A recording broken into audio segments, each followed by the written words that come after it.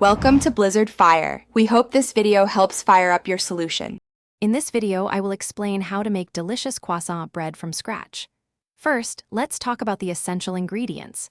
You'll need bread flour, granulated sugar, instant yeast, and fine sea salt for the dough. For that signature flakiness, high-quality butter with at least 82% fat is crucial. You'll also need cool water and 1 egg for the final wash. Having these ready is your first step to success. Next, we'll prepare the dough and begin the lamination process. Start by mixing your dry ingredients, then gradually add cool water, kneading for about 5 to 7 minutes until the dough is smooth.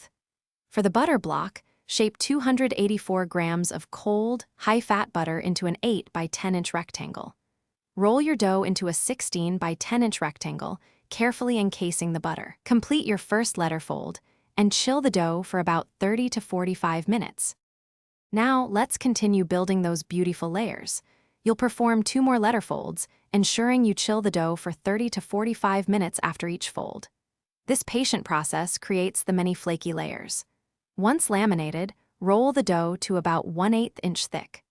Trim the edges to create a clean rectangle, then cut it into triangles, each approximately 3.5 inches wide at the base. Make a small 1 centimeter cut at the base of each triangle, gently stretch, and roll them tightly from the wide end towards the tip. Finally, it's time to bake your masterpieces. Place your shaped croissants on a baking sheet, cover them, and let them proof at around 70 degrees Fahrenheit for 2 to 3 hours until they are slightly wobbly.